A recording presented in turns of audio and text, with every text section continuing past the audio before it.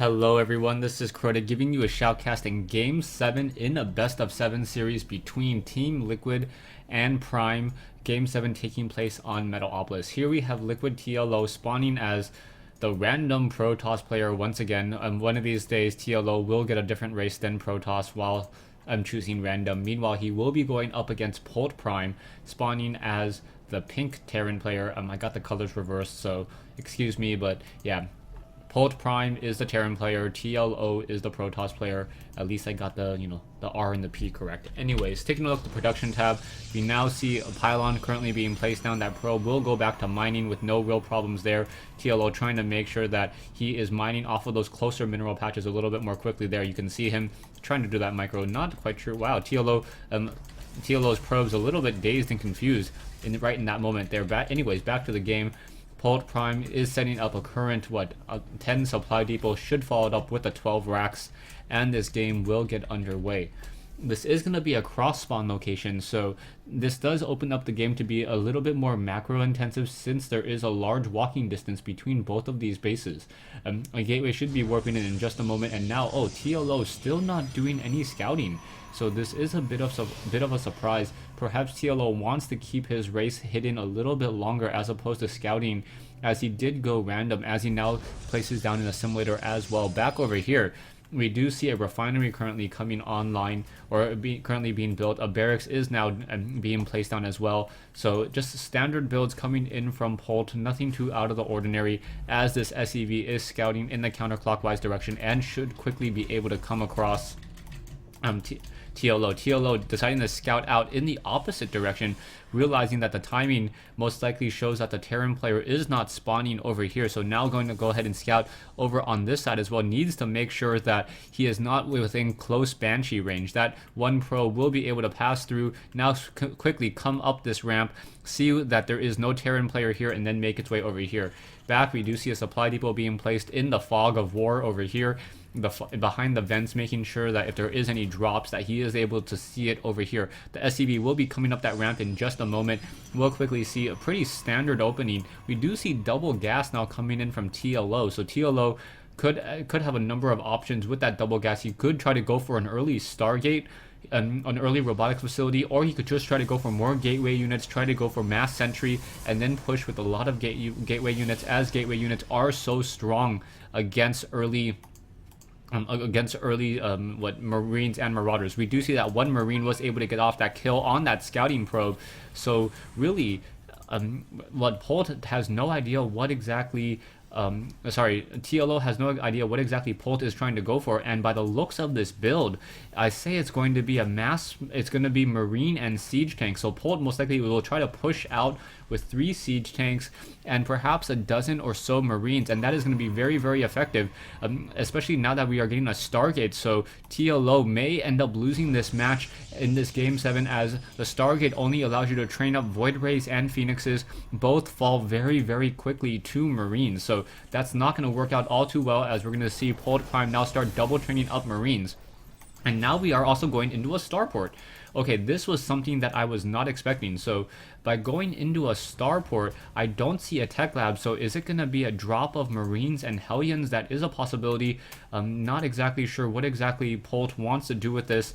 The reactor is still on the barracks, double training Marines as well. No tech lab that I can see, and now another barracks being placed down. So this is not a build order that I've seen in any time coming in from Polt. Back over here, we now see Phoenix is currently being chrono boosted off of the Stargate. Phoenixes are now built very, very quickly.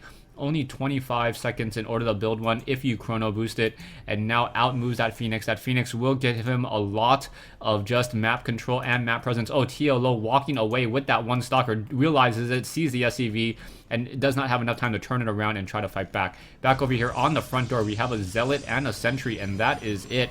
And now that that Hellion may be able to come in and get some damage in very, very early. This may be a problem, as there's only one Sentry here. The Sentry does have enough for a force field, but TLO has to be on top of his game in order to keep on top of this. And now in comes a Stalker, so a Stalker now battling out against a Hellion. That Hellion is going to be on the losing end of that fight, and now out moves a Probe. That Probe may get some damage, and that's one Hellion able to sneak by, but unable to stop and get by that sentry with that range of 6. Back over here, we now see Phoenix is on the move, trying to shoot down that factory. It was able to get some damage dealt.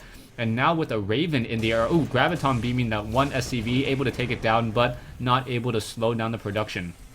We do see a Raven now currently being trained, and early Raven, normally very useful against early Stalkers, but this game is not going anywhere like I predicted. We do have 3 Phoenixes, so those Phoenixes are going to start Graviton beaming in this location here, try to pick up some of those SCVs, and perhaps supply locking even further, getting another SCV there, and now Marines trying to get underneath. The Marines do not have stim pack just quite yet, currently being researched, so that means that these Phoenixes will be able to outmaneuver and outrun them for quite some time. A probe now making its way across the map, perhaps to set up a proxy pylon, and that will work out very well. A second probe also coming in, so that may have been a mistake. Where is the rally location? The rally location is not over here. Okay, so we currently have 2 probes, and now 4 Phoenixes coming back around the bend again in order to get some more kills. It looks like more SCVs will be picked up and served up on that platter. Down it goes, and now Marines trying to come back, trying to get more damage. Doesn't look like a lot of damage will be dealt, as there is a decent number of Marines. Bunker now able to get some damage onto one of those Phoenixes. Phoenix now trying to pull away and now naturally recharge those shields over time. Still, we still see TLO gathering more and more Phoenixes into the air. Production-wise, we do also see some photon cannons as well. So currently getting 2 photon cannons and some probes transferring to the natural expansion over here on the low ground. This Phoenix harassment is dealing some economic damage, but I'm not 100% sure how much damage or how much mileage that TLO will be able to get out of this. TLO is currently winning in the economic war, though, about 300 minerals more per minute, so that will help him out as he is trying to contain his opponent in his base right now. Banshee still being trained, but no cloaking research. So without any cloaking field, those Banshees are going to be easy prey for those Phoenixes, but the Phoenixes have to deal with the Marines. The Marines now have stim pack, and now the Phoenixes are in the air. The Phoenixes are going to try to pull away. Yeah, will be able to get away with really no problem there. Sentries do have a lot of energy on them, so those Sentries are going to be the real key. We need to get some Zealots as well. Zealots are able to absorb a lot of that damage, and now in come the Phoenixes. The Phoenixes are now trying to pick up the Marauder. Able to pull back and try to delay this attack even further. If he's able to just constantly delay that attack, he will be able to macro up a very large army, especially as there are some SCVs in here as well. So Polt having a little bit of an issue. He is not mining all that much right now. Only 22 harvesters, and many of those harvesters are in this group here as well. So taking a look at this once again, trying to Graviton beam, trying to pick up a Marauder. Marauder is taken down once again, and now in come those Marines. Marines stimming, getting some damage in. The Raven is in the air, does have enough for a 1-point defense drone, but those Phoenixes will be able to deplete the energy on that very easily. A lot of sentries here. Front door looks pretty well defended. In comes that point defense drone. In come those force fields. Another force field there. Many of those Marines are now just caught out of position. Those Phoenixes need to go after those Banshees. Banshees now just dancing around, trying to run away from those Phoenixes. Sentries now trying to pull back as well. There is a lot of cannons here as both sides are fighting. Marauders also getting picked up as well. Sentries now coming in, also dropping down more force fields, and this army by Polt is just getting taken down so easily by those Phoenixes. Phoenixes able to Graviton beam one at a time, pick up those units, and then try to disable them. Once again, we do have some auto turrets now in the game. The auto turrets, however, unable to shoot anything else, as those Phoenixes are still picking apart and picking up many of those units. And now Polt says GG. So TLO winning Game 7 in this Best of 7 series. A very nice ace match here, especially cross-spawn. TLO getting Protoss, not his strongest race last time I've heard of any interviews from him, but he was still able to effectively use that Phoenix harassment. That Phoenix harassment really worked out well for him, just because Marines never got that stim pack. Polt never got a missile turret. 1 to 2 missile turrets would have been all it would take in order to shoo away many of those Phoenix's missile turrets and deal as much damage as 4 Marines. And on top of that, they have a range of 7, even when they're unupgraded, compared to a range of 5. They also cannot be Graviton beamed, and that would have prevented a lot of the mineral harassment here, and then perhaps just tried to establish an expansion. I believe when Polt tried to move out with this army, It simply didn't work out for him. This mass barracks army simply cannot stand up to sentries with guardian shields, sentries with force fields, able to split apart that early army there. I believe the photon cannons were still able to get some damage onto those very, very close or very, very far units at range of 7, helping out. And then when the Banshees tried to push in, the Phoenixes were there to just intercept them and deal 20 damage per round of attack. Thanks for watching. Thanks for listening. I hope you guys enjoyed this 1v1 replay and Game 7 in this Best of 7 series. Let me pull up my Excel spreadsheet to actually figure out what's happening here. Pull this down. Now we see TL did take Game 7 in this series. So it is going to be TL taking this series 4-3. Congratulations to Team Liquid for taking Game 7 in this Best of 7 series.